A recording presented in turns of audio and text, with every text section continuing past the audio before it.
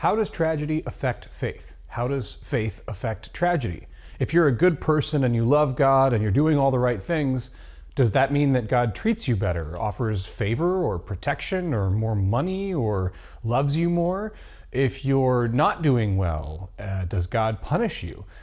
What happens if you're doing all the right things as best you can tell and tragedy strikes anyway? Well, there are some lessons in all of that from the parable of the Good Samaritan, and that's what we're talking about this week on the live show. Kindred UMC live show features adults discussing adult topics, occasionally with adult language. It may not be suitable for young viewers. Please use discretion before watching. Hello all, welcome once again to the Kindred UMC pre-recorded live show, coming to you not live, but pre-recorded from my front room, aka Kindred Studio A. My name is Chris Hayden. I am the pastor of Kindred UMC. I'm Preston, I'm in the middle. I'm Anne, and I am the bookkeeper for Kindred UMC. Bookkeeper, treasurer, all of the above. Executive assistant, all kinds of things. True. So we're in a weird scheduling thing because we're gonna spend tonight starting a new series, I guess. But then also, if you're watching this on YouTube, next week will be our 2nd of July weekend, where we will do a live show about freedom and America and things like that. So we'll be kind of interrupting our series, you know. That's the way our scheduled broadcast. Yeah. That'll be an actually live show time on a Saturday. But I do want to talk a little bit about, I'm calling the series On the Road. And it's about a subject we have not tackled yet, which is surprising considering the fame of the subject that I'm about to reveal to you now. I hope you're all on just bated breath. The Good Samaritan, the parable of the Good Samaritan. We have yet to talk about it. I kind of just assumed we already had because I've talked about it in other situations. A lot. But we have not actually read it or talked about it. So here's the basics of the idea of the series. We're going to read the parable. We'll talk a little bit about just kind of some introduction-y kind of stuff today. And then I want to kind of approach it from like each character in the story, like, or at least not every character, but like certain angles of like, how do we identify with the victim? How do we identify with the Samaritan? How do we identify with the thieves? You know, like, so that's kind of what we're going to attempt to do. So tonight we shall begin with the actual parable of the Good Samaritan. It comes to us from the Gospel according to Luke chapter 10, and it starts at verse 25 and it goes all the way to 37, and it goes like this. Just then a lawyer stood up to test Jesus. "Teacher," he said, "what must I do to inherit eternal life?" He said to him, "What is written in the law? What do you read there?" And he answered, "You shall love the Lord your God with all your heart, with all your soul, with all your strength, and with all your mind, and your neighbor as yourself." And Jesus said to him, "You've given the right answer. Do this and you will live." So pretty straightforward interaction. A lawyer's like, "Hey, what do you think about the law?" And Jesus says, "I don't know. What do you think about the law?" He's like, "Well, love God, love your neighbor." Great. Good answer. All right, I'm out. It feels like a celebrity kind of thing. Yeah. You know, like, but it doesn't end there. Verse 29, but wanting to justify himself, the lawyer asked Jesus, "And who is my neighbor?" And Jesus replied in very Jesus-y style with a story. And it goes like this. A man was going down from Jerusalem to Jericho, that's north to south, which passes through the Samaritan lands, which is important, and fell into the hands of robbers who stripped him, beat him, and went away, leaving him half dead. Now, by chance, a priest saw him. He passed by on the other side. So he crossed the road so he wouldn't have to deal with him. So likewise a Levite, who is also like a priestly order. So likewise a Levite, when he came to the place and saw him, passed by on the other side. But a Samaritan, while traveling, came near him. And when he saw him, he was moved with pity. He went to him, and he bandaged his wounds, having poured oil and wine on them. Then he put him on his own animal, brought him to an inn, and took care of him. The next day, he took out 2 denarii, gave them to the innkeeper, and said, "Take care of him, and when I come back, I'll repay you whatever more you spend." Which of these 3 do you think was a neighbor to the man who fell into the hands of the robbers? So now he's kind of asking the lawyer, like, who do you think's the neighbor? And verse 37, he said, "The one who showed him mercy." And Jesus said to him, "Go and do likewise." The denarii, just a quick note, the denarius was the usual day's wage for a labor. So this is 2 days' wage. When he says 2 denarii, that's 2 days' wage. So, like, I don't know, how much do you make in a day? Like, comment below. And that's what he gave him, you know? So, here we have, so, like, first of all, what do you make of the story? Just first impressions, no wrong answers. What'd you hear? What do you think happened? What was going on? Somebody fell on hard times, quite literally. Fell on hard road. Literally fell. Like, was pushed. Fell on rocky road, I think. And it sounds like normal people passed him by, thinking he's someone to not be, touched or whatever. Well, so let me press it, and not just normal people, because Jesus kind of does that. Like, the people that passed by were... Well, a priest and a Levite. Yeah, they were like holy people. Okay. Yeah. Holy people. And again, this is a fictional story that Jesus is using to kind of teach something. But I think that's an important factor that Jesus is kind of using intentionally. Yeah. Anything else? What else stands out to you? Because I saw you nodding heavily on the holy thing. Well, that was what I was about to chime in on, was that it wasn't just anybody that passed by. It was like the clergy. Clergy, proper, holy, righteous people. Yeah. Yeah. I mean, like the people that you thought were going to do something kind of went out of their way not to.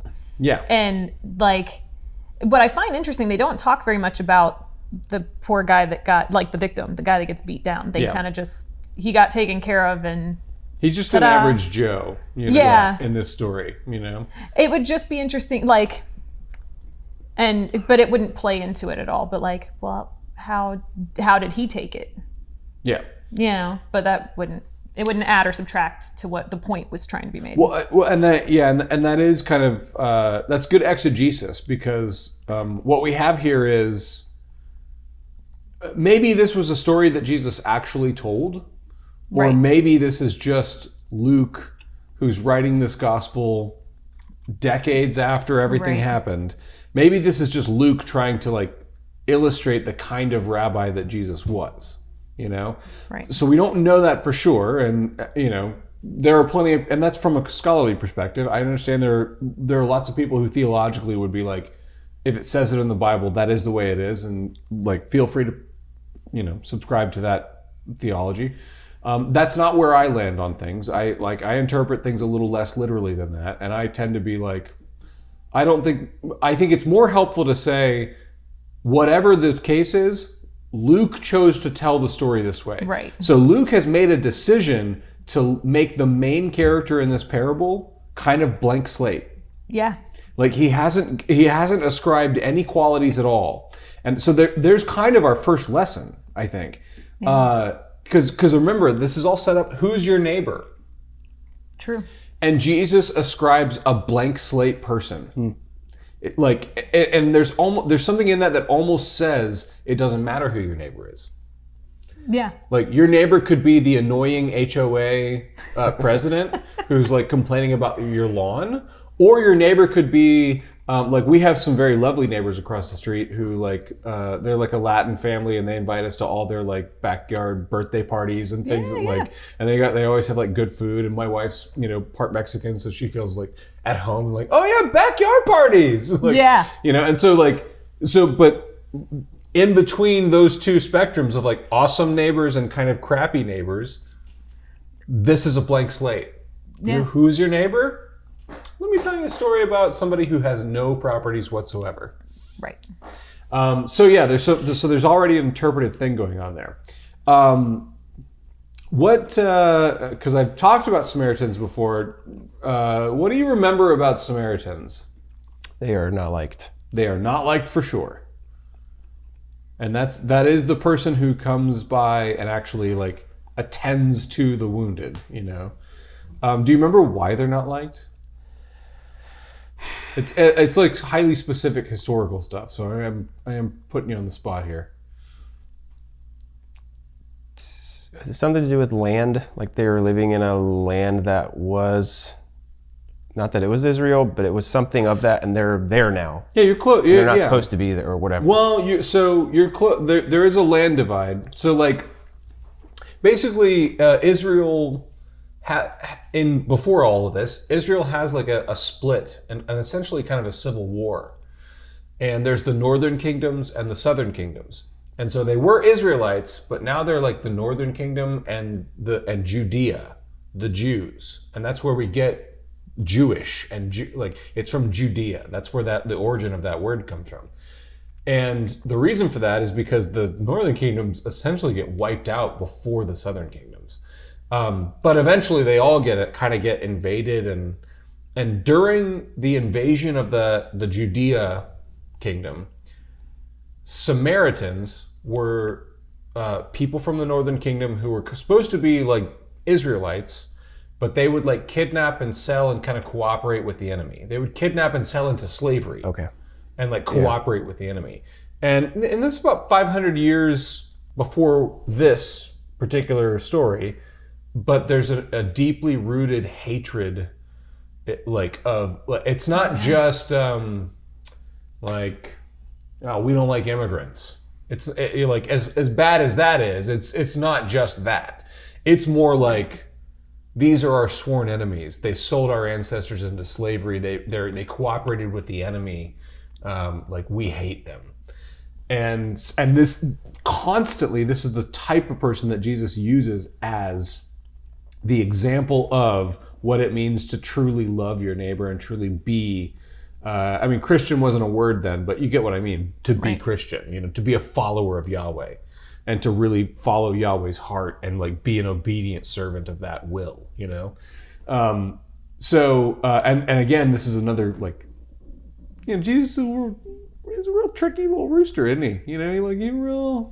He likes to do that kind of stuff. He really likes to upset people with their biases and especially with a lawyer. Yeah. Oh, yeah. And he really likes to take the legs out from under the legally righteous, holy people, for sure. This is the first week in the series, so I want to take a look at from the perspective of the blank slate person who's being accosted. The person who is actually robbed. And, where's my phone? Oh no, this is a disaster. I may have to edit this out and tighten it up. I know it's from the Ecclesiastes, but I didn't, oh no. Where's Ecclesiastes? Fire. This is my sword drills. They're not working. Come on. Ecclesiastes, it's the Mamas and the Papas song. There it is. It's Ecclesiastes chapter 3. Come at me! I got this. Did you see that? Did you see how I just did that? All right. It's Ecclesiastes chapter 3, verses 1 through 8. You've probably heard this, and I'd like for this to frame our discussion about identifying with the man who is robbed and left for dead.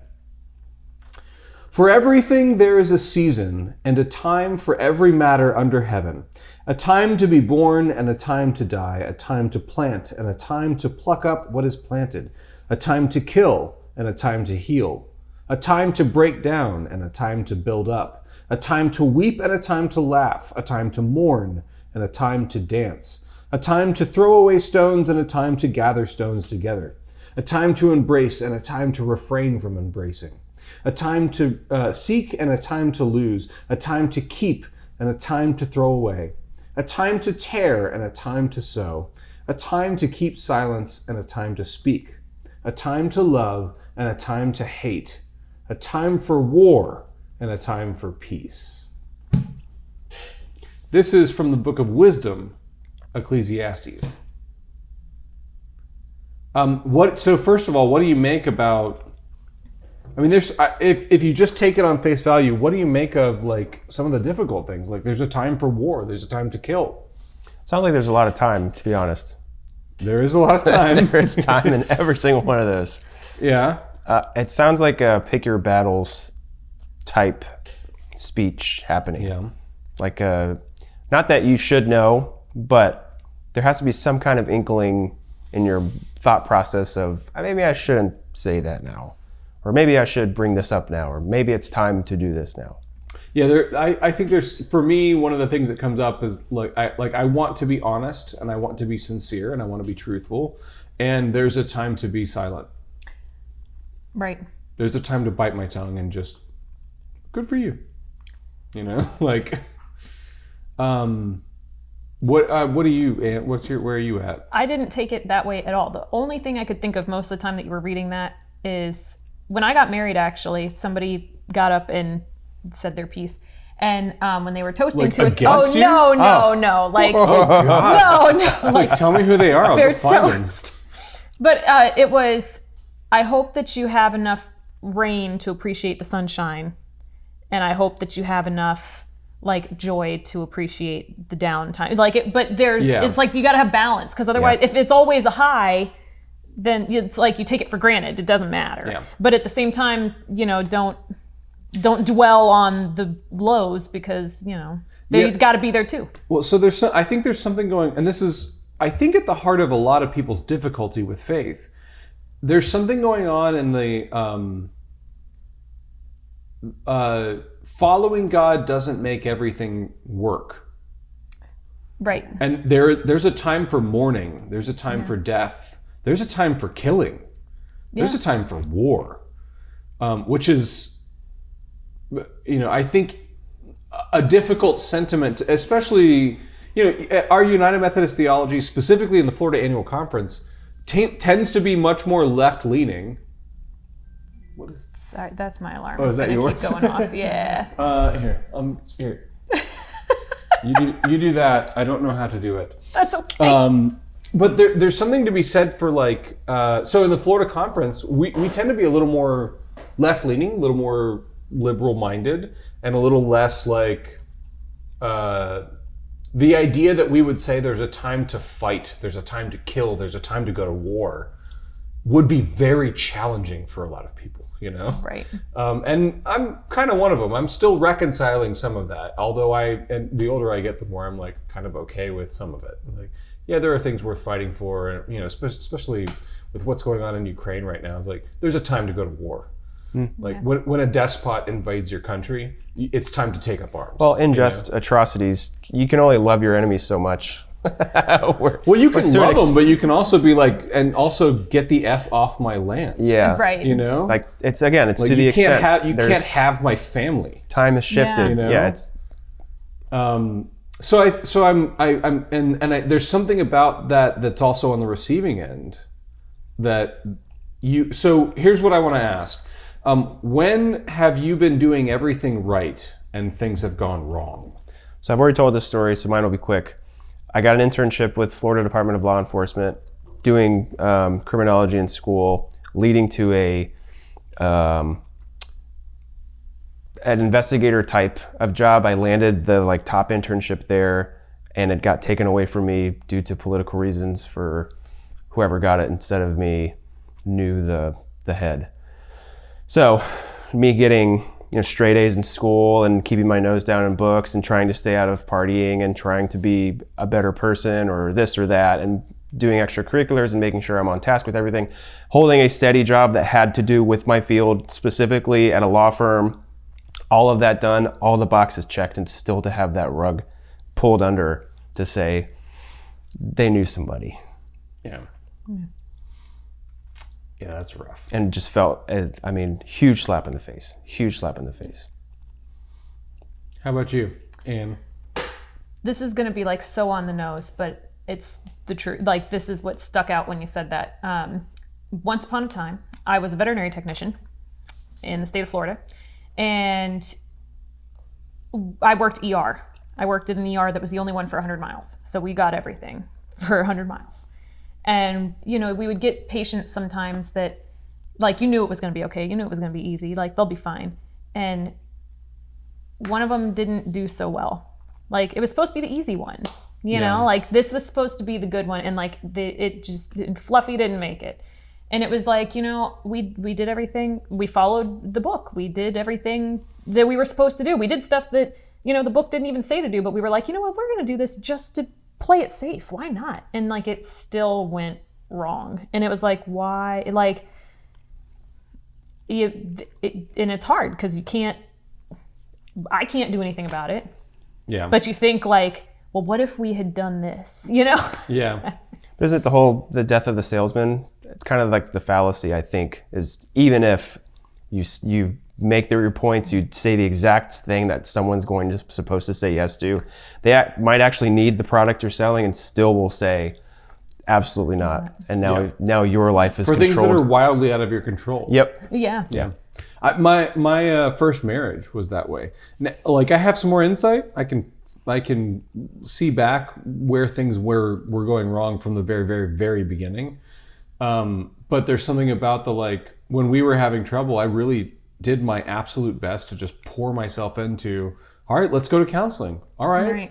What do you tell me what you need and I'll do it. How do I participate in this in a way that's helpful? And, you know, and she didn't have any of those answers either, because she was like, basically she could sense like, we're not a good partnership. Like you're not you don't feel that way about me, and that's what's wrong, and you can't make yourself do. I think that's, I mean, like, fair play to her if she's out there. Like, if you want to leave a comment in the comments, don't do that. I'm not. But like, you know, I think that's what she would say if she was here and able to speak. And like, despite best efforts, it just fell apart anyway. And like, there's something about this faith, and this is a hard thing to understand and a hard thing to accept, but I think it's very necessary for us. Devoting yourself to a life of faith is not so that all your circumstances will work out. That is not even remotely the guarantee. In fact, it's pretty much the exact opposite. Devoting yourself to a life of faith is not about making circumstances work out as much as it is about having a steady, anchored existence and identity that's not just rooted in how other people feel about you, but that's rooted in something so much more permanent than that. How your God has imbued you with a sense of value and the image of God itself, like that your existence and your value and your consistency is rooted in something stronger, because this stuff is going to come for you. Like, it is going to happen regardless. There's nothing anyone can do, even the wealthy people out there. Like, there's no amount of money that can be spent that will ever spare you from the fact that we all die one day. We all lose. Like, I've got a 13-year-old Labrador who's gonna die, like, soon probably. And it's like, there's no amount of any resource that I can pour into making him live. Like, that's just gonna come for me one day. And my faith tells me that there's something valuable and meaningful and lovely about existence, despite the sadness and sorrow. And I hope that you can find that truth within yourself. So, may the Lord bless you and keep you. May the Lord make his face to shine upon you and be gracious unto you. May the Lord lift up his countenance upon you and give you peace. Amen.